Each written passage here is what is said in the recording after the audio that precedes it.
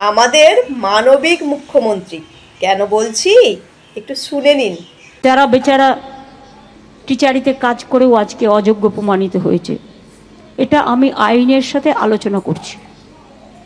আইনত আলোচনা করে হয়তো টিচার তারা হতে পারবেন না কোর্টের নির্দেশ অনুযায়ী, কিন্তু তারা যাতে গ্রুপ সিতে পায় বা সেই রকম পর্যায়ে সেটা দিতে পারি কি না আমরা, সেটা আইন যা বলবে আইনের সাথে কনসাল্ট করে খুব শীঘ্রই আমরা এটা জানাবো। শুনলেন তো, যারা চাকরি চুরি করেছে তাদের জন্য আমাদের মাননীয় কত দুঃখ, তাদের চাকরির ব্যবস্থা করবে বলছে। আর যারা ফুল মার্কস পেল, যারা যোগ্য, তাদের জন্য কোনো দুঃখ নেই।